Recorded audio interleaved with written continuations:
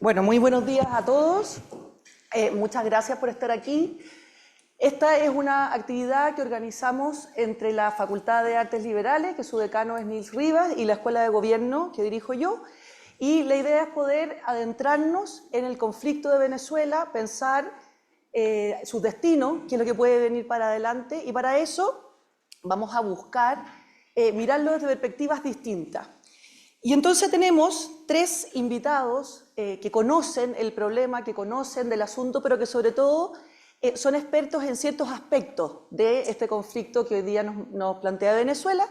Voy a empezar por la esquina de allá. Tenemos aquí al profesor de la Facultad de Artes Liberales, Fernando Wilson. Fernando es doctor en Historia de la Pontificia Universidad Católica de Valparaíso, es magíster en Ciencias Políticas con especialidad en Relaciones Internacionales y, como digo, es profesor también de la Facultad de Artes Liberales. Tenemos acá a Alessandra Caputo.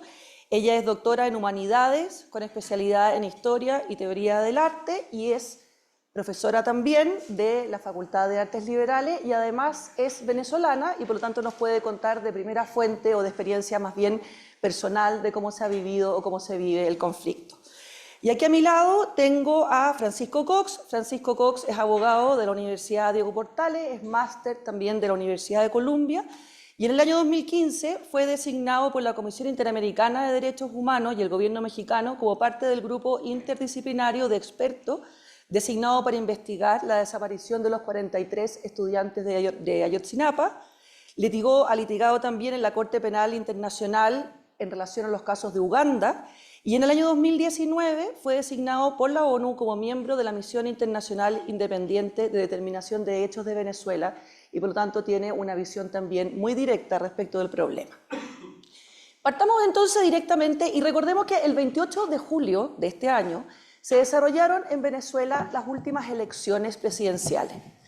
Los resultados dieron como vencedor a Nicolás Maduro, pero como ha denunciado la comunidad internacional y hace muy poco el informe del Centro Carter, la elección presidencial de Venezuela no se adecuó a parámetros o a estándares democráticos. Dentro de esas consideraciones, de esos antecedentes que nos hacen pensar, digamos, en esta situación, tenemos que la autoridad electoral no anunció el desglose por mesa de los resultados electorales. El proceso electoral también tuvo varias fallas que fueron reconocidos por estos observadores internacionales. Hubo un hostigamiento a la oposición, incluso ustedes saben que el candidato, digamos, Edmundo González, es el tercer candidato presidencial que la oposición pudo poner. Y hubo también, en Chile esto fue muy comentado, mucha dificultad respecto de los venezolanos que estaban fuera de Venezuela para poder votar. Unas exigencias absurdas, muy estrictas, que impidieron también la participación democrática de muchos venezolanos fuera del país. Yo les traigo aquí algunas cifras de lo que ha sido el gobierno de Maduro, que creo que es un buen contexto para empezar a pensar en este asunto. En Venezuela hoy día hay casi 8 millones de personas en el exilio, es cerca de un 25% de la población del país. La inflación acumulada es más de 2 millones %. El salario mínimo, $3,5 mensuales. La indigencia, 52%. La pobreza, 81,5%. La caída del PIB, 70%. El colapso de la producción petrolera, 80%. Y podríamos seguir mostrando indicadores que nos dan cuenta de la tragedia democrática y humana que está viviendo Venezuela hoy día. En ese contexto, entonces, quisiera partir este conversatorio enterándonos un poco de cuál es el proceso que se ha vivido en Venezuela para llegar a este momento, porque muchas veces solemos quedarnos en la última imagen del proceso, pero quisiera partir entonces con el profesor Wilson preguntándole cómo se ha desarrollado históricamente, o sea, una breve revisión histórica del conflicto y sobre todo que nos puedas poner acento en cuál es la relevancia de la Asamblea Constituyente que se produjo durante el gobierno de Hugo Chávez y que muchos expertos lo indican como el momento clave del proceso que hoy día estamos viendo. A ver, en términos prácticos, el micrófono, aquí. ¿Probando? Sí. A ver, el primer elemento fundamental es recordar que las estructuras institucionales de todo lo que fue en su momento la Gran Colombia, y Venezuela en específico, después de su separación en la década del 40 del siglo XIX, se ha caracterizado por su liquidez. En ese sentido, en el siglo XX, y particularmente tras la dictadura militar del general Pérez Jiménez, se genera una serie de decisiones económicas y políticas que van a marcar un poco el destino venezolano hasta el día de hoy.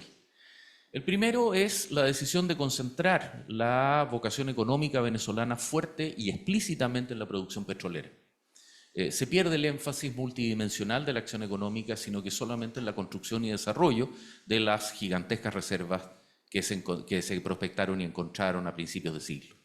Luego, tras la caída de Pérez Jiménez, precisamente tras el desconocimiento de los resultados electorales, en una situación no tan distinta de la actual, Pérez Jiménez cae 17 días tras el desconocimiento de esa elección, se llega a un acuerdo, el llamado Pacto Punto Fijo, firmado en el 58, precisamente tras esta caída, entre una sucesión de 4 partidos políticos que de alguna manera, si bien es cierto, declaran cautelar la democracia, en realidad se reparten el sistema institucional. Pasa a ser un sistema democrático parcelado, limitado, que recibió en su momento la denominación por parte de la revista Time como el Walled Garden, el jardín amurallado, donde solamente podía participar un grupo limitado de personas.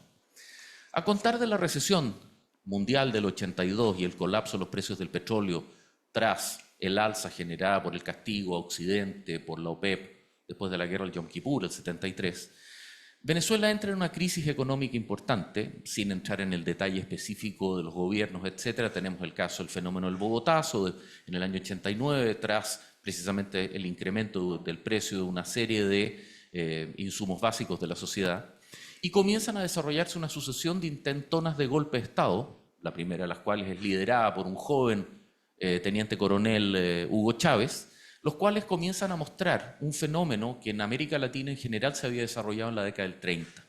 El fenómeno de los caudillos militares desarrollistas en el sentido de un Uriburu, un Perón, un Ibáñez, en el caso peruano de un Haya de la Torre. En esa estructura, el gobierno o las estructuras institucionales venezolanas no fueron capaces de enfrentar el problema. Se le da amnistías a estos liderazgos militares, que finalmente ganan tracción utilizando técnicas populistas y finalmente Hugo Chávez Frías consigue ser elegido presidente democráticamente y protagonizando lo que va a ser claramente un prólogo de la catástrofe humanitaria posterior, cuando él jura a la presidencia sobre la base de esta moribunda constitución, dejando nítidamente claras sus intenciones refundacionales. Ahí viene una crónica de desastres sucesivos en los cuales, por ejemplo, la oposición se niega a participar en las elecciones parlamentarias, entregándole a Chávez de facto el control del Congreso, lo que inmediatamente le permite ya convocar a una asamblea constituyente totalmente controlada por su bloque, la que genera un nuevo sistema parlamentario unicameral que rápidamente es cooptado y capturado por el régimen. Ese es uno de los elementos centrales que tenemos que recordar. El problema de la elección de Nicolás Maduro Moros es nada más que la punta del iceberg, porque en términos estrictos, los últimos 23, si es que consideramos la operación desde la nueva Constitución, el Estado completo ha sido colonizado por el chavismo, y como pudimos notarlo de la mano de Elvis Amoroso, digamos, el director del Poder Electoral, el mismo chavista furibundo, tienen una concepción totalitaria donde no hay espacio para una competencia local. El hecho que la asamblea unicameral fuera controlada por el chavismo tampoco fue mayor alternativa, porque cuando efectivamente la oposición logró ganar el control de ella en elecciones democráticas, la respuesta ya de Nicolás Maduro fue simplemente quitarle todas las atribuciones y crear una cámara paralela a través de la cual se continuó legislando. Es decir, existe una vocación que no solamente no es democrática, sino que es, en el sentido taxonómico puro, totalitaria, en el sentido de la captura y control del poder. Toda reclamación ideológica ha perdido todo sentido. Podemos conversar de eso más adelante, desde el paso de una visión de un, digamos, izquierdismo romántico sesentero, revolucionario, a una visión vinculada al socialismo del siglo XXI, hasta finalmente una autocracia totalmente centrada en una economía gris, vinculada al tráfico de drogas, el cártel de los soles, el tráfico de oro ilegal, etcétera, que se convierte en la estructuración formal de lo que recibe técnicamente el nombre hoy día de una cleptocracia. Entonces, si nosotros pensamos, Alessandra, en este Estado venezolano coaptado, ¿verdad?, por la corrupción, coaptado además por un desfonde de las instituciones, ¿verdad?, nosotros tendemos a mirar esta situación desde el punto de vista más teórico, ¿verdad?, más democrático, más de la crisis de la democracia, de los efectos en la política en América Latina y en el mundo. Pero la verdad es que quisiera hacer el punto en las personas, es decir, en la sociedad venezolana y cuáles son los efectos que produce un país que tiene hace 25 años este tipo de gobierno y este tipo de desfonde institucional. Y cuando yo hablé contigo, tú me dijiste una frase que me parece muy apelativa. Me dijiste, yo salí de Venezuela del 2003, si no me equivoco, y mi biografía ha estado cruzada justamente por el régimen chavista primero y Maduro después, la mía y la de mi familia. Entonces quisiera que tú nos hicieras un primer acercamiento a cómo se experimenta esta tragedia dentro, cuáles son las consecuencias, cómo hoy día, digamos, está el corazón del pueblo venezolano. ¿Hay esperanza? ¿No la hay? ¿Qué es lo que ven un poco también hacia el futuro? Bueno, sí, esta situación que estamos viviendo hoy efectivamente no supone algo nuevo, no nos estamos llevando la mano sobre la cabeza y diciendo qué está pasando. Lamentablemente es algo a lo que estamos acostumbrados, es simplemente una articulación más, quizás bastante osada por parte de la oposición. Estamos todos francamente sorprendidos en cierta manera de cómo se ha movido la oposición en este caso.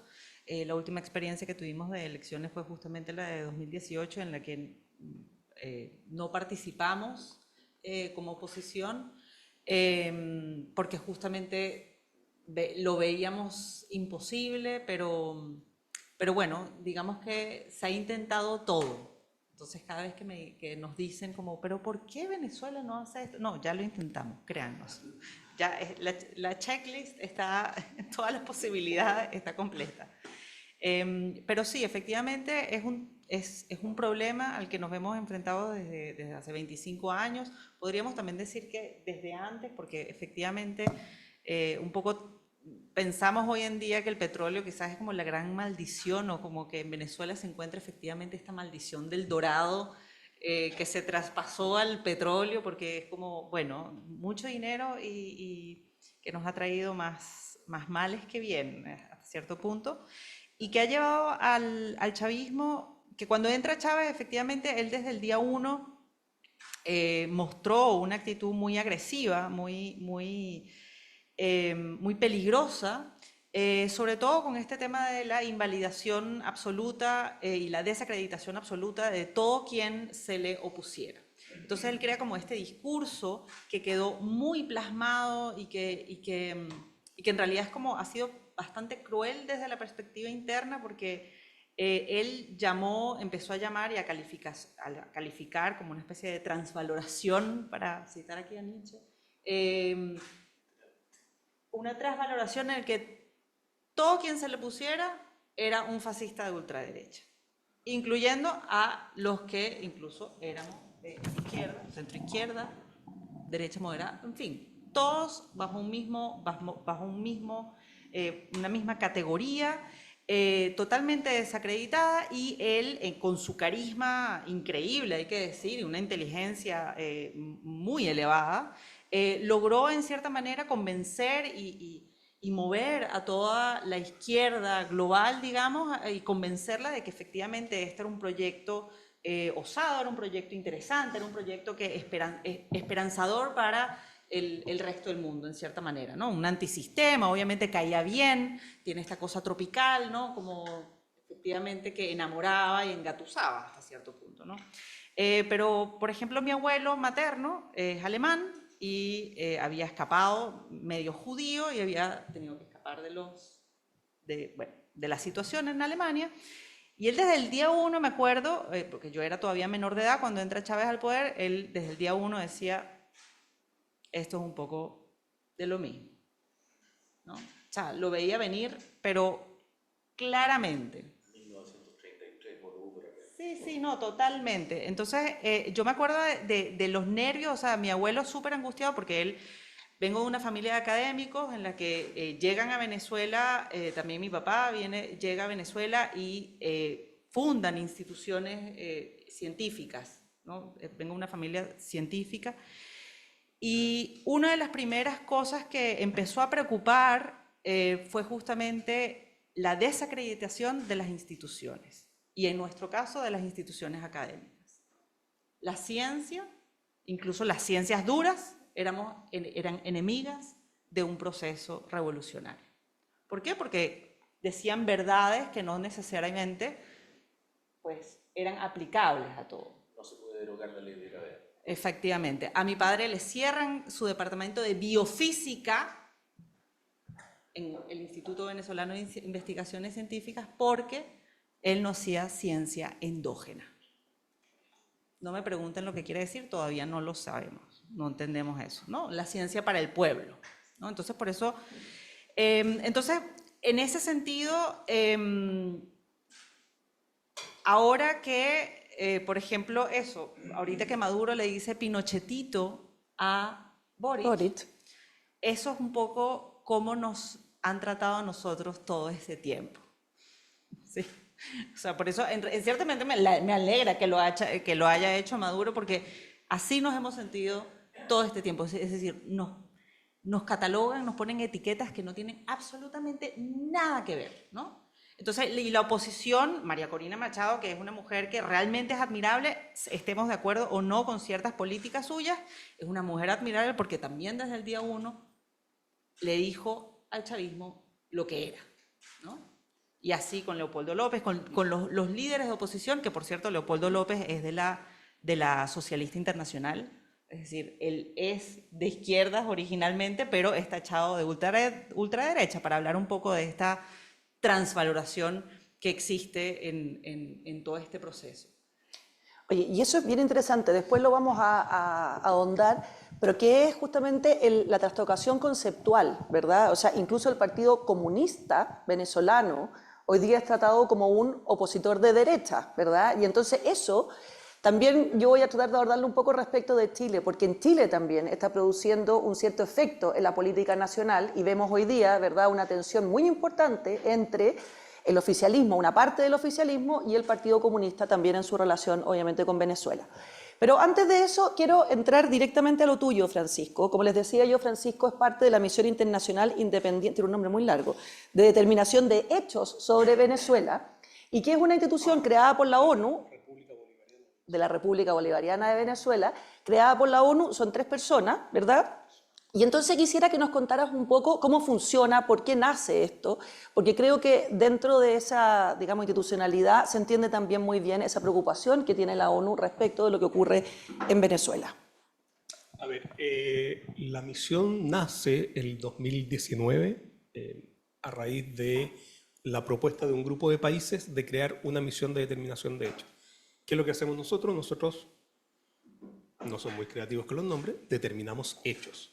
Y nos dan un mandato que es tortura, o sea, determinar del 2014 a la fecha, 2019, después 2021, después 2023, y ahora en septiembre, el 19 de septiembre presentamos nuestro último informe y ahí se acaba nuestro mandato, pero hay expectativas de que haya una renovación. De hecho, todos pensaban que no iba a haber renovación porque muchos embajadores de Caracas decían que la situación está muy bien en Venezuela. Muchos embajadores. En el sesgo este de... Cuando dices embajadores, perdón Francisco, ¿quiénes son esos embajadores? De la Unión Europea, de Chile. Embajadores internacionales. Sí, embajadores de países en Caracas. ¿Por qué? Porque lo que sí ocurrió últimamente es que la Nutella llegó a ese barrio. Y hay barrios donde tú ves que efectivamente... Entonces yo sinceramente creo que es un sesgo de tu barrio. En el fondo, el sesgo del barrio dice, no, esto está mucho mejor. Y también, nosotros eso lo documentamos en nuestro último informe, donde se observa que hubo una desactivación del mecanismo de represión clásico, que era el SEBIN, que es la inteligencia civil, el DGCIM, que es la inteligencia militar, más, que están escritos en inglés, entonces, más targeted, más enfocado más selectivo, perdón, de ciertas personas. Entonces, por ejemplo, en eso estaban deteniendo a líderes sindicalistas, a miembros de un partido de izquierda que se llama Bandera Roja, pero que ya no era de la línea de Maduro. Entonces, había una mayor selectividad y entonces decían, bueno, hay menos denuncia, hay menos tortura, hay menos detenciones arbitrarias y por lo tanto está mejorando la situación. En ese contexto, nosotros, anticipando el periodo preelectoral, hicimos un análisis de cómo se estaba cerrando el espacio cívico y ese espacio cívico se estaba cerrando vía ese año, nosotros presentamos el año pasado, en ese periodo se habían cerrado 300 radios. En cuanto María Corina Machado, en esa época candidata aún de la oposición, porque había ganado el plebiscito, iba, por ejemplo, a una zona, iba, no sé, a Portuguesa, a hacer una manifestación, cerraban el hotel, llegaba impuestos internos, el equivalente a impuestos internos de Venezuela, le hacían una auditoría, le cerraban los hoteles, le cerraban los restaurantes, le incautaban los parlantes a la persona que había prestado los parlantes para que hiciera. Entonces vimos que había un cierre vertiginoso del espacio cívico, junto con la inhabilitación de, bueno, no solo María Corina, sino que muchos están inhabilitados y siguen inhabilitando. Como tú dijiste, no olvidemos que es Edmundo González el tercer candidato. Pero, en el fondo, antes se dijo, bueno, vamos a ver qué pasó del 2014 a el 2019 y necesitamos esta comisión que determine estos hechos. Nosotros no podemos entrar a Venezuela, nuestro equipo, nosotros somos 3 personas, pero tenemos un equipo técnico de 12, 14, porque varía, que están situados en Panamá y ellos y ellas son las personas que están constantemente trabajando. Y por lo tanto, la forma en que nosotros documentamos estas violaciones fue a través de insiders, colaboradores de gente que se había salido de las fuerzas de seguridad, del gobierno, o incluso algunas personas que siguen adentro, que nos dieron información, nos dieron documentación también a través de los expedientes. O sea, es decir, también obviamente entrevistamos gente que está en Venezuela y gente que está afuera. Nosotros los 3 fuimos a una de las fronteras de Venezuela para juntarnos con gente y documentar. Entonces, un poco nace para hacer un informe y ese informe tiene un estándar que es para que nosotros lleguemos a nuestras conclusiones, que es bases razonables para creer. El estándar probatorio de bases razonables para creer es el mismo estándar que utiliza la Fiscalía de la Corte Penal Internacional para iniciar investigaciones. Nosotros en el 2019 determinamos que había una política de Estado, en realidad habían 2 políticas de Estado, una que le ha interesado menos a la gente, que es el exterminio de personas o ejecuciones extrajudiciales de personas en lo que se llamaban operaciones de liberación del pueblo, que eran operaciones de seguridad donde simplemente ejecutaron a mucha gente. Nosotros ahí logramos determinar que habían códigos para ejecutar a las personas de barrios populares en Caracas y otras partes del país. Y la primera política era el aplastamiento de la oposición o personas percibidas como opositoras por el gobierno de la República Bolivariana de Venezuela. Y en ese sentido vimos que ciertas estructuras, de ahí pasamos a hacer como las estructuras, pero un poco la motivación fue esa. Junto con eso se creó otra resolución, que es la que permitió que la oficina de la alta comisionada en esa época, la expresidenta Bachelet, creara una misión técnica en Caracas, que después posteriormente fue expulsada. Y ahí nosotros, entre ellos y nosotros, hay un firewall que no podemos traspasar información para que se mantenga nuestra independencia e imparcialidad y para que también el trabajo de la misión técnica no sea afectada por nuestras conclusiones. Oye, Francisco, y buscando como una conclusión más rápida, después entremos al detalle, pero o sea, no cabe duda para ustedes que en Venezuela hay violación a los derechos humanos. Nosotros, bajo nuestro estándar de bases razonables para creer, consideramos que hay violaciones graves a los derechos humanos, que hay crímenes de lesa humanidad, de detención arbitraria y tortura en el periodo del 2014 y 2017. Y claramente hay violaciones graves. O sea, y que es una política estatal, además. Claro, para nosotros acreditar que hay obviamente un crimen de lesa humanidad se requiere que sea una política de Estado o de un grupo, eso es lo que establece el Estatuto de Roma, y nosotros por eso consideramos que sí hay una política de Estado. ¿Cómo damos por cierta esta política de Estado?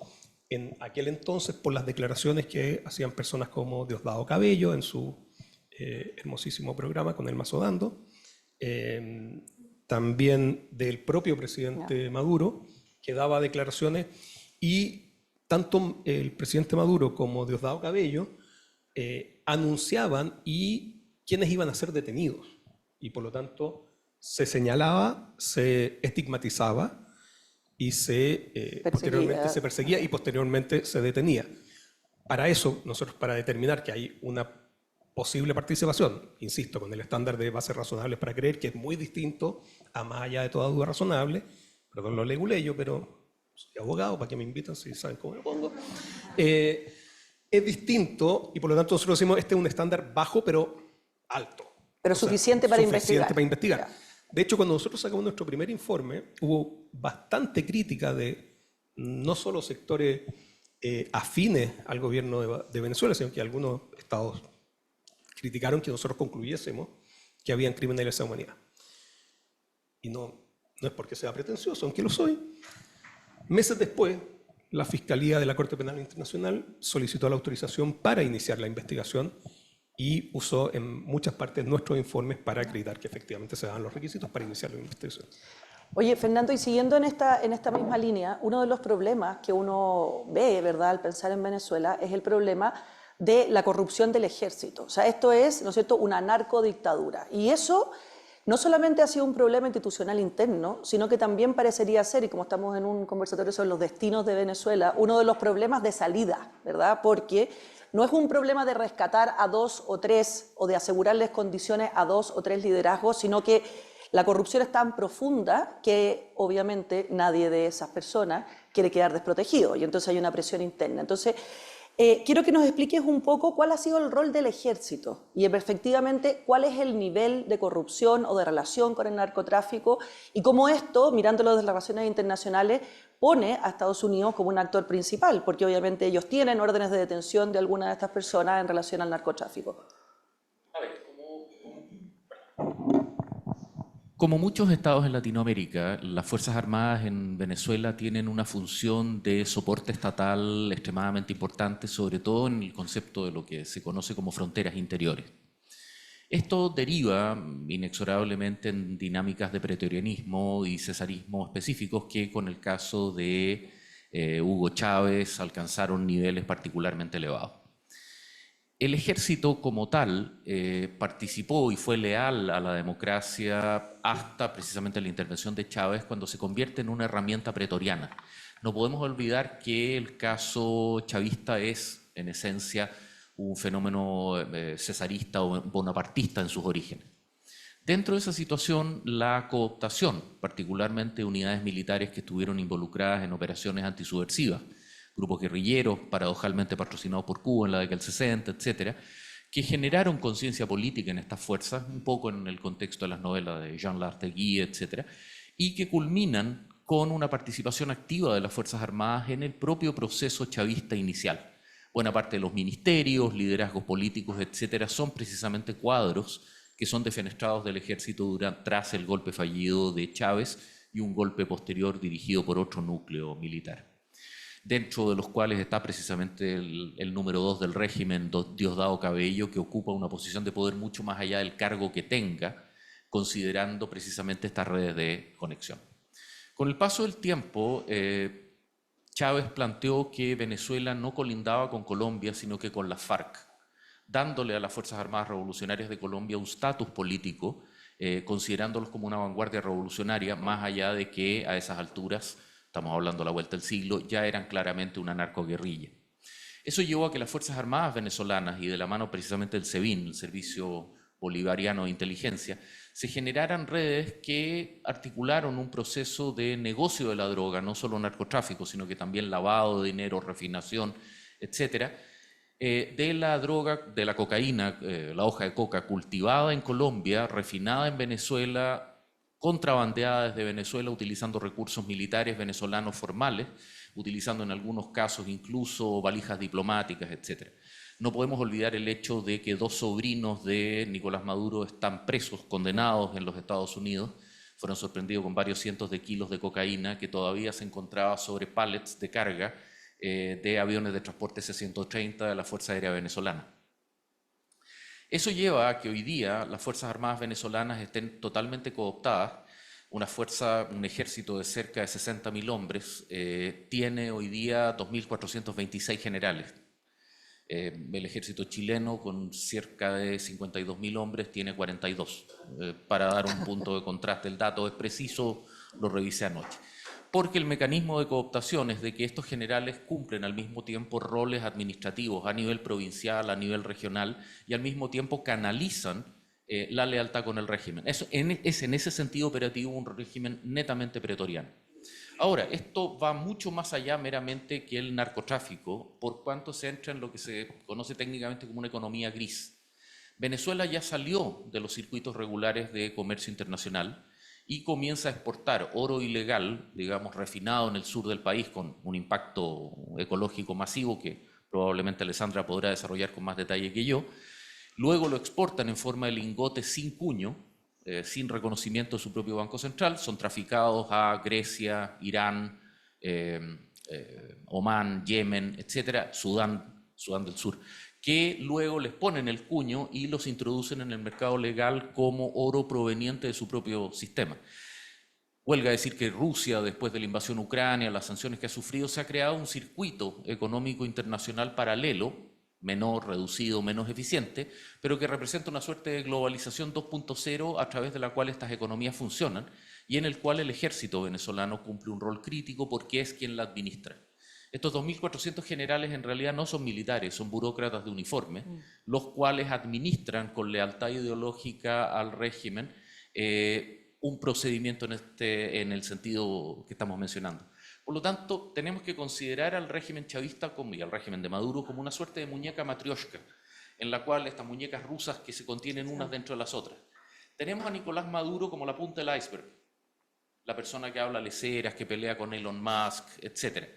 Pero Que en apaga el realidad, Twitter. exacto, apaga Twitter, no, se rompe No, relaciones, WhatsApp. rompe relaciones con WhatsApp y Claro. prohíbe Twitter Y 10 prohíbe días. Twitter, exactamente. Pero en realidad, bajo él está Diosdado Cabello, los grupos nacional populistas del ejército, que son los que administran este sistema y que tienen una economía que funciona sin la necesidad del sistema económico regular. Eso es lo que permite entender por qué Venezuela sigue funcionando con un 25-30% de su población fuera. Al contrario, Alemania Oriental, por ejemplo, cuando se dan los fenómenos que llevan a la caída del muro, digamos, se abre la frontera de Hungría y los alemanes orientales votan con los pies y se van. En el caso venezolano tienen una economía paralela que les permite subsistir sin la población del país, causando no solamente esta migración masiva de 8 millones que tú mencionabas, sino que el riesgo de lo que hoy día se llama la migración de la desesperanza, es decir, perdida cualquier expectativa de defenestración del régimen, puedan salir entre 5 y 7 millones de personas más que ya no ven oportunidades porque no tienen lugar en esta economía militarizada, controlada por el régimen en paralelo. Oye, Alessandra, y pensando en el personaje de Nicolás Maduro, porque uno mira, ¿verdad?, ese personaje y es un personaje de caricatura, o sea, uno no puede creer que sea la cabeza de un país, ¿verdad? O sea, sus expresiones sobre Elon Musk, su apagar el WhatsApp, ¿verdad?, son como completamente absurdas. Entonces, lo que te quería preguntar es que cómo opera ese liderazgo hacia adentro, o sea, eso que uno ve hacia afuera como una caricatura, insisto, cómo opera hacia adentro. Y también, porque tú dijiste un tema que es muy interesante, que son la nueva creación de categorías, ¿verdad? Tú hablabas de la ciencia, pero también cuando yo conversé contigo hablamos de la minería ecosocialista, ¿verdad? O sea, del cambio climático, de la negación de la ciencia. Entonces, mi pregunta es, ¿cómo funciona hacia adentro de un país esas categorías que, como conversaba contigo, prometen muchísimo, pero después terminan frustrando, ¿verdad?, todo aquello que prometen? ¿Cómo opera esa figura, ese liderazgo o esas categorías nuevas cuando fallan? Yo creo que ha habido un proceso, bueno, en primer lugar decir que creo que ya hoy en día la gran mayoría de los venezolanos no creen en el sistema. Y si creen y si votan a favor del sistema o aparecen ahí en ese montoncito de gente que está aplaudiendo al lado de Maduro, es efectivamente porque todavía ocupan cargos de administración pública en los que son obligados. Tengo conocidos que trabajan en el SEBIN desde que cuando era el 6CPC, cuando todavía no era el SEBIN, y que bueno, para mantener su trabajo, pues van a las marchas, en fin. Pero obviamente no se lo creen. Entonces también ahí es todo como una especie de fasad en la que mucha gente se doblega y vota por miedo, porque hay un ejercicio coercitivo de que si no votas vamos a tener repercusiones, esto va a tener repercusiones sobre, Entonces, es en gran parte, está motivado por la fuerza, no está motivado por el libre ejercicio de la conciencia, por así decir. Y efectivamente después ha habido un proceso de 25 años de lavado de cerebro, o sea, literalmente hay toda una generación que ya creció con el chavismo y que efectivamente cree que esa es la realidad, ¿sí? Entonces, no tiene otro punto de parangón, por lo tanto dice, bueno, esto es lo menos, esto es lo que hay básicamente. Pero realmente en el fondo cuando uno se pone a ver, o por lo menos en la experiencia que yo he tenido, no veo mucho convencimiento. Yo trabajo con comunidades indígenas en la Amazonía venezolana. Desde el 2011 he visto a la FARC en la Amazonía venezolana, desde que empecé a hacer trabajo en terreno. Los he visto. Tienen alcabalas, la ELN, a mí me ha parado muy amable la alcabala de la ELN. Señorita, ¿usted a dónde va? No, yo voy a hacer un trabajo. Ah, sí, adelante. Muy amable. Pero es la ELN y son colombianos. Y, por ejemplo, una de las cosas de la constitución del chavismo que se puede decir que era novedosa y que realmente imponía como un cambio interesante en la constitución de Chávez, tenía referencia justamente a los derechos indígenas, porque hasta el momento en Venezuela regía, por ejemplo, la ley de misiones de 1901, en la que las comunidades indígenas debían ser evangelizadas y civilizadas, ¿no? Había como un mandato de que estas comunidades tuviesen que tener... ¿Y eso regía hasta cuándo? Perdona, hasta el 90, o sea, Chávez lo cambió. Entonces... No, digamos, ok, está bien, vamos a aceptar vamos a decir que finalmente tienen libre derecho de ejercer su determinación cultura religiosa, y, en fin, su religión las comunidades indígenas, pero una vez que uno va para allá, se da cuenta de que es grotesco la inserción del gobierno, por ejemplo, en estas zonas rurales muy apartadas de los centros urbanos, por así decir, porque efectivamente van a hacer proselitismo político, ¿no? Regalan unas neveras donde no hay electricidad, o sea, ese es el nivel, ¿no? Ese es el nivel de parodia, donde las neveras se convierten en closets. Yo tengo todo un registro fotográfico muy bonito de los closets nevera, ¿no? Bueno, porque trabajo con lo visual, ¿no? Me interesa ese elemento, pero efectivamente están totalmente abandonadas, ¿no? O sea, antes estaban las misiones, que a través de las misiones católicas, por ejemplo, les llegaban medicinas, ahora supuestamente el chavismo tenía que entregar esto, obviamente ya no llega nada. Y paralelamente está todo el tema de la minería ilegal, que todas las comunidades indígenas se están versando en trabajar en esta minería ilegal, que no tiene absolutamente ningún tipo de escrúpulo desde el punto de vista humanitario y desde el punto de vista ecológico. Es realmente un desastre ecológico lo que está pasando. Hay una plataforma que se llama SOS Orinoco que está trabajando y denunciando sobre eso. Están haciendo un trabajo realmente muy interesante, muy bonito. Y que ahí uno se da cuenta que cuando miras persona por persona, nadie está realmente convencido. Y si está convencido es porque tiene mucho dinero que le ha dado el gobierno. Está haciendo mucha plata. Yo no sé ustedes, pero cuando yo oigo todo esto, digo, o sea, ¿cómo puede ser que ese gobierno, ese sistema, siga ahí? O sea, una sensación como de impotencia horrorosa, ¿verdad? Entonces, Francisco, tú que has trabajado en la Corte Penal Internacional, ¿qué rol tiene la Corte Penal Internacional? Y más amplio te diría, ¿qué rol tiene la comunidad internacional en orden a colaborar a que esto tenga fin? ¿O esa es una ilusión mediática que nosotros tenemos y realmente esto no es posible? Primero yo me tengo que distanciar de algunos comentarios como por ejemplo dictadura, narcodictadura, porque nosotros como misión jamás hemos determinado ni hemos hablado de dictadura. El gobierno reconocido por Naciones Unidas es el gobierno de Nicolás Maduro hasta ahora, y por lo tanto nosotros hablamos del gobierno de Nicolás Maduro. solo para distanciarme, que son comentarios libres de cada persona, pero yo no. Nosotros como misión no lo hemos emitido. A ver, la comunidad internacional yo creo que tiene un rol muy importante. Yo creo que de partida el Consejo de Derechos Humanos que mantenga la mirada sobre Venezuela es algo que ya es relevante. Y como dije, esto estaba empezando a producirse algo que es muy lamentable y que ocurre muchas veces. Los que hemos trabajado en derechos humanos hemos visto cómo la comunidad internacional se empieza a acostumbrar, los temas se empiezan a olvidar y se empieza a adormecer. Y se saca la mirada sobre un determinado país, una determinada situación, y eso genera una sensación de mayor impunidad. Yo creo que en parte hemos llegado a esto por la sensación de impunidad que sienten aquellas personas que cometen estas violaciones graves a los derechos humanos y estos crímenes de lesa humanidad. La Corte Penal Internacional tiene un rol importantísimo que jugar. Y esta investigación que está iniciando, por mi experiencia por lo menos, esto inició por el envío que hizo una serie de países y también la OEA a la Fiscalía. La Fiscalía empezó un examen preliminar que se llama, que es analizar de fuentes abiertas y de la información que le remiten organizaciones no gubernamentales, la OEA, los otros que hayan, nuestros propios informes, empieza a examinar si es que hay bases razonables para creer que se están cometiendo crímenes de lesa humanidad y por lo tanto se inicia esa investigación. Cuando justo a Venezuela le toca el cambio de fiscal, la anterior fiscal es la que solicita y inicia esta investigación.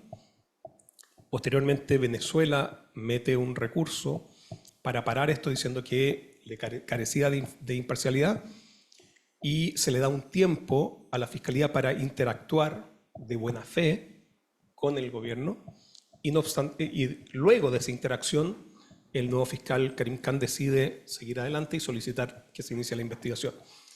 En ese momento también Venezuela vuelve a pedir la inadmisibilidad. ¿Por qué? Porque la Corte Penal Internacional se maneja sobre el principio de complementariedad, esto es, que el país local donde se están cometiendo los crímenes tiene la primera opción para juzgar.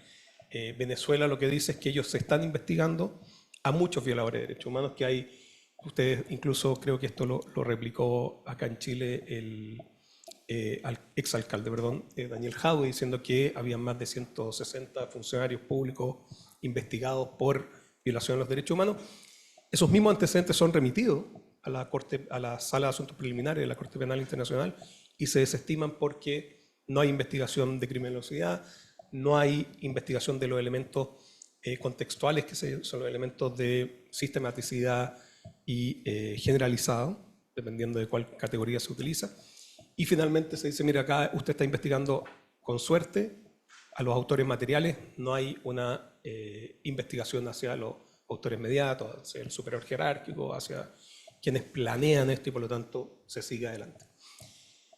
Y entonces uno podría pensar, mire, sabe que esto se refiere a los hechos del 2017, 2014, pero en realidad la Fiscalía, una vez que inicia una investigación, puede ampliar su espectro de investigación. Por lo tanto, si es que la Fiscalía o la OFIS determina que también se dan estos elementos contextuales de una política de Estado, de la sistematicidad, por lo tanto, y que hay un ataque a la población civil, puede incluir las detenciones arbitrarias que están ocurriendo en este momento. Entonces, hay claramente un rol muy importante que puede jugar, ¿no es cierto?, la Corte Penal Internacional. Y obviamente que países como Brasil, Colombia, juegan un rol muy importante, y México también. Y por eso es algo que yo he dicho en distintas entrevistas y cosas que he hablado, la actitud de Brasil de tomar posesión de la Embajada de Argentina es un mensaje sumamente importante y relevante. Nosotros en el Consejo de Derechos Humanos, en la última presentación que tuvimos una actualización oral en marzo de este año, llamamos a los países, a todos los países, que dado que veíamos que se podía recrudecer esta situación, que recibieran a personas perseguidas por las fuerzas represivas. Y de lo que sabemos, Argentina recibió, Y por lo tanto, la salida de Argentina, la expulsión de Argentina ponía en riesgo a esa gente. Y la actitud de Brasil de tomar posesión y continuar con el asilo diplomático es, yo creo que uno de los mensajes más importantes que se ha hecho, especialmente teniendo en el contexto de que Ecuador invadió la Embajada de México. Por lo tanto, las posibilidades de que las fuerzas venezolanas invadieran Argentina, dado que el presidente de Argentina es Milei, yo creo que se disipan mucho siendo Brasil quien toma la posesión de esa, pero tú de esa embajada. Entonces me parece que la comunidad internacional tiene un rol fundamental. Y ahí hay un tema que tú de alguna manera enunciaste, yo entiendo que no puedes decir, hay cosas que no puedes decir, pero que es el reconocimiento o no de Edmundo González como el ganador, ¿verdad?, de las elecciones. Y ahí nosotros hemos visto que hay algunos países que han tomado esa posición, otros no, y sobre todo hemos visto además en Chile la dificultad que existe, ¿verdad?, dentro de la coalición oficialista por esta tensión, digamos, entre la posibilidad de reconocer, a pesar de que el presidente Boric ha sido súper claro, ¿verdad?, en su posición, pero no ha dado el paso a reconocer a Edmundo González. Y cuando uno lee, ¿no es cierto?, la prensa o los análisis, hay muchas personas que dicen que reconocer a un presidente en esas condiciones sería un fenómeno más bien negativo. Fue lo mismo que habría pasado con Guaidó, ¿verdad?, que fue una estrategia fallida, de buena manera, ¿no es cierto? Entonces, a ver, a cualquiera, no sé, de los tres que quiera preguntar, pero que quiera contestar, ¿cuál sería el paso siguiente? Porque yo entiendo el peso que tiene la comunidad internacional, pero ¿en qué minuto ese peso pasa de la declaración a la acción, ¿verdad? Y entonces efectivamente el régimen puede caer. Porque aquí la otra alternativa es que Venezuela termine aislada como Corea del Norte, ¿verdad?, con su listado de amigos que dime con quién andas y te diré quién eres, pero ya está, y que quedemos ahí stand-by 20 años más o los años que sigan. Entonces, en lo concreto. A ver, ahí hay tres cosas que son claras de mencionar. El primero, como Francisco lo ha mencionado claramente, si no existe una intención real de intervenir, es tremendamente difícil que el sistema internacional tenga una capacidad coercitiva directa. E intervenir un país de 21 millones de habitantes implica un desafío gigantesco. Las últimas intervenciones han sido un fracaso integral, como fue Somalia, el Líbano, etcétera. Por lo tanto, yo sacaría la opción violenta o la opción militar de esta ecuación. El segundo elemento tiene que ver esencialmente con que de facto Maduro pareciera ser, y el régimen pareciera ser, estar norcoreanizándose, es decir, la expulsión y retiro de personal diplomático de una serie de estados lo lleva a parecer considerar que mantener una pretensión de normalidad de relaciones con otros estados de Latinoamérica es algo que ya no le interesa. Es decir, desembosado ya su condición no democrática, ya no tiene sentido continuar gastando esfuerzo y recursos en esta mascarada. Y bueno, lo más llamativo no es tanto la expulsión del staff diplomático de la propia Venezuela, sino que el hecho de que retiran sus propios diplomáticos de los otros estados, cortando efectivamente los lazos de relación. Una diferencia también con el tema de Guaidó es que cuando Guaidó fue electo y fue reconocido, la oposición había ganado el control de la Asamblea. Es decir, existían motivos plausibles para considerar que la combinación de un presidente a quien se le había robado su triunfo, más una asamblea de oposición, pudieran intervenir efectivamente y, por decirlo de alguna manera, competir por el control del Estado. Y esto olvidaba lo que mencionaba inicialmente, en el sentido de que la Constitución y el Estado fueron construidos para ser ideológicamente chavistas. Por lo tanto, partía de la base de un desconocimiento del escenario de base, que era efectivamente que no tenía tracción, y Maduro pudo construir su asamblea paralela aprovechando la red de un Estado ya totalmente copado por sus grupos de poder. Y eso nos lleva a un nuevo problema. Incluso en el mejor de los casos, que se reconocieran los resultados de las elecciones, el Centro Carter anoche, tarde... Sí, de un informe implacable. Y además ya reconoció como ganador, no proclama como presidente electo, pero reconoce como ganador a Edmundo González. Pero incluso si él llegara a la presidencia, muchos ya consideraban que el gran peligro era que Maduro hubiese aceptado la derrota. Se le hubiese permitido a Edmundo González llegar al gobierno, formar incluso un gabinete, pero en términos estrictos aislarlo, encapsularlo y continuar controlando el Estado abajo de él. Es decir, simplemente contestarle el teléfono y decirle... como que fuera un títere. Exacto, una figura sin poder real mientras se nombraba un nuevo cargo, un, no sé, supremo chambelán o cualquier nombre, un mayordomo en el sentido carolingio, digamos, que administrara el Estado y fuera el verdadero poder en el trono. Pareciera ser que la decisión de Vladimir Padrino, nombre que se menciona muy poco, pero que es el verdadero poder, es el jefe de los pretorianos, digamos, el ministro de Defensa y jefe del Estado Mayor Conjunto, decidió mantener al pararrayos funcionando A Nicolás Maduro. a Nicolás Maduro, porque le permite mantener el verdadero sistema funcionando. Entonces, quizás el problema nuestro en este momento, que estamos totalmente concentrados en Maduro, cuando el verdadero desafío es entender que es un Estado capturado, liderado por el régimen pretoriano de Maduro, Diosdado Cabello, etc. Oye, y para ir terminando, antes de abrir y antes que la Alexandra... Yo ayer estaba en una reunión y alguien dijo, había dos mujeres que decían, mira, me han preguntado muchas veces en la vida quién es para mí como un referente. Y una de ellas, que no voy a decir quién es, pero yo creo que la conocen todos ustedes, dijo, yo quiero ser Corina Machado, o sea, yo quiero ser ella, ¿ya? Entonces, mi pregunta, además de lo que estamos conversando, es cómo ejerce el liderazgo Corina Machado, o sea, ¿qué es lo que tiene, más allá de haber aunado a la oposición y de tener ese movimiento distinto, pero que por lo menos vistas afuera parece ser una mujer capaz de mover masas, ¿verdad? Como de articular, no sé si es un malestar, no sé si es una emoción, no sé cómo, pero en el fondo, ¿cuál es la diferencia entre ese liderazgo y otros, además de lo que veníamos conversando? Yo quería añadir a lo que estaba diciendo Fernando, que los venezolanos estamos bastante pesimistas un poco respecto de las posibles salidas del gobierno, justamente por el control que tiene lo militar.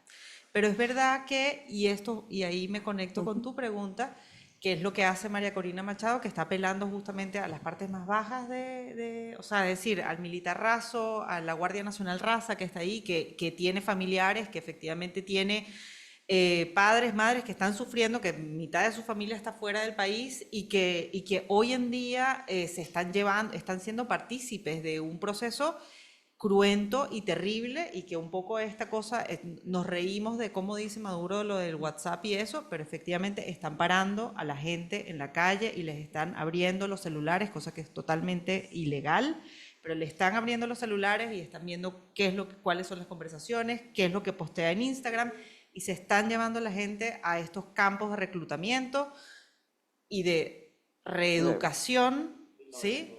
De reeducación, y se los están llevando. Maduro se jacta que son más de 2.000, en realidad los observatorios están diciendo que son unos 1.100 muchachos que se han llevado, entre los cuales ya unos 100 son menores de edad. Entonces ahí también, es decir, ahí está como un poco el quiebre de decir, bueno, vamos a seguir siendo partícipes de esto cuando realmente estos pobres militares tampoco tienen ni siquiera con qué comer, no los 255 generales, sino los rasos, los que están ahí llevándose a los muchachos, si efectivamente ahí puede haber un quiebre. Y ese es el quiebre que está apelando María Corina Machado, justamente con este proceso en el que ella va calle por calle, efectivamente se ha paseado toda Venezuela y ha sido como una trayectoria bien interesante, porque justamente como le han negado todo, le boicotean, le sabotean todo, ella se está quedando en casa de las familias, de personas que la invitan, entonces se queda en casa de gente, la llevan en moto, la cruzan por estado, se la llevan por trochas para que no la vean las alcalabalas de la Guardia Nacional. Cabe destacar que le cortaron la liga de los frenos justamente una semana antes de las elecciones, eso es atentado, muerte.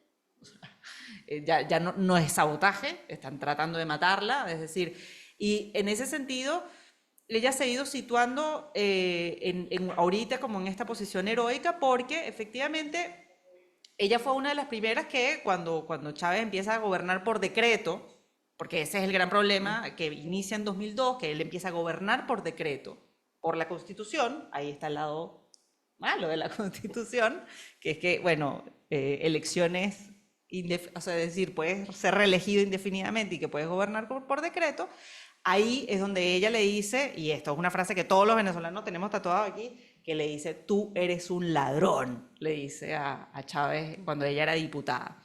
Entonces, muchos no nos hemos sentido necesariamente identificados con María Corina Machado desde el inicio, parecía más bien radical, había justamente un momento en donde ella más bien se separa de la MUD y dice, no, yo no, o sea, se va del gobierno o no hay conversación, o sea, ella era de la rama más intransigente, pero sí ha sido la más perseverante, o sea, yo no diría que Capriles Radonsky no sea perseverante, él es perseverante, lo que pasa es que está totalmente inhabilitado y ya no puede más, y bueno, Leopoldo López no puede estar en Venezuela, entonces ellos han ido inhabilitando. Ella ha sido la más perseverante y finalmente hoy en día también cambió su discurso, ha madurado y está dispuesta al diálogo y está dispuesta a, bueno, ¿qué quieren? Váyanse. Entonces quizás ahí hay una pequeña apertura de esperanza. En el que quieren, váyanse. De qué quieren, digan qué quieren y váyanse. ¿Y habrá, Francisco, una respuesta a ese qué quieren? O sea, ¿hay respuesta o no? Yo, si queréis, me invitas cuando termine mi mandato. Sí, bueno, Y ahí no sé, puedo ahí hablar te puedo hablar, porque pero- yo tengo límites de mi mandato. Ya. O sea, lo que Pero te sí puedo voy a hacer otra pregunta, No, entonces. espérate, lo que sí voy a decir respecto de reconocimiento, no reconocimiento, o sea, lo que yo sí le pido a toda la clase política chilena es que dejen de pensar en ellos y piensen en Venezuela. Yo no sé cuál es la respuesta, pero que estén constantemente tratando de generar puntos de prensa y disputas con el gobierno o viceversa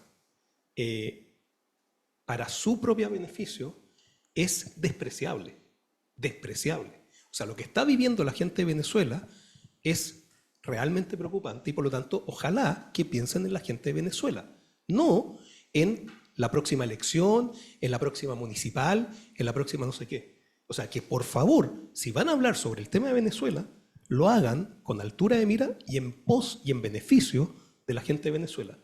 Porque lo otro me parece despreciable, pero despreciable.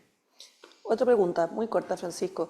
Porque una de las cosas que se prevé que puede pasar, ¿ya? Y con esto terminamos a ver si alguien quiere hacer alguna pregunta, es que haya una segunda ola migratoria muy grande, ¿verdad? Y eso también es un tema de derechos humanos, obviamente, ¿verdad?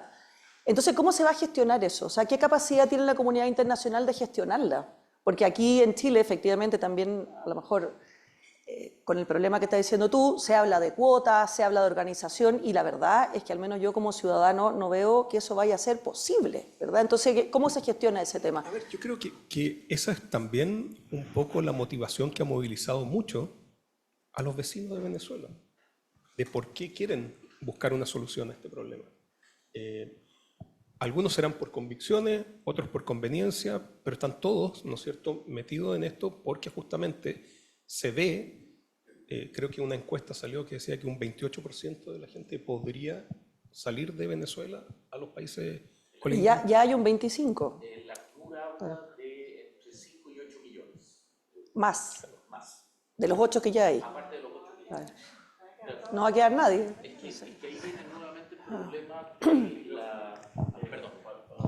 Es que ahí viene nuevamente el tema que mencionaba de la economía gris. Para el régimen, mientras más gente salga, es mejor por triple partido. Primero, son opositores, gente con carácter que está dispuesto a iniciar una nueva vida con todo lo que ello implica. Y por lo tanto son opositores que pueden salir y que son un menor riesgo. Segundo, son personas que envían remesas. Por lo tanto, permiten apuntalar lo que va quedando de economía regular dentro del sistema.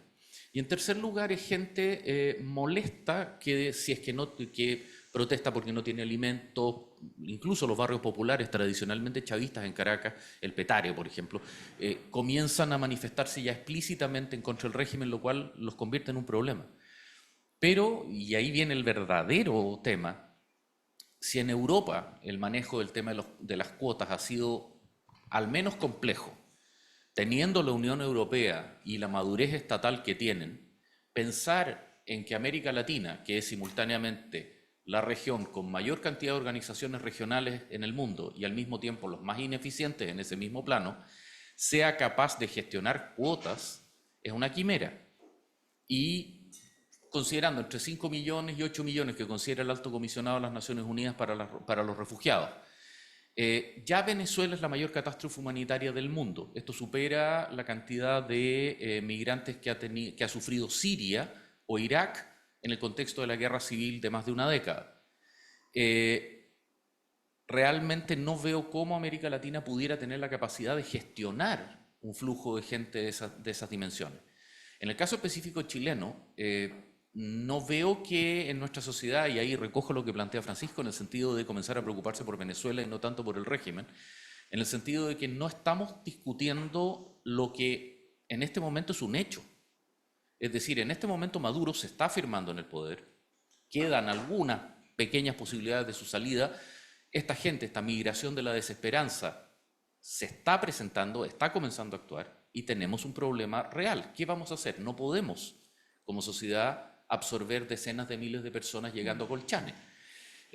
Va a tener que prepararse campos humanitarios, como lo ha hecho Europa en Pantelaria, en Lampedusa. Bueno, pero esto hay que tomarlo en serio. No es una cosa que se puede improvisar de una semana a la otra.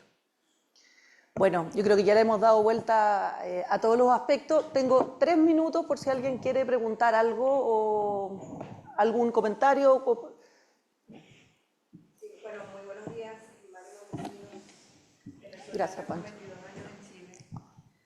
Quiero felicitar la valentía de quienes están en Venezuela dando la cara y manteniendo, vamos a decir, la diplomacia, sabiendo que lo que provoca es defender con garras la violación de derechos humanos. Quiero hacer 2 comentarios. El primero es que Chile tiene que entender que lo que sucede en Venezuela es una hegemonía en expansión.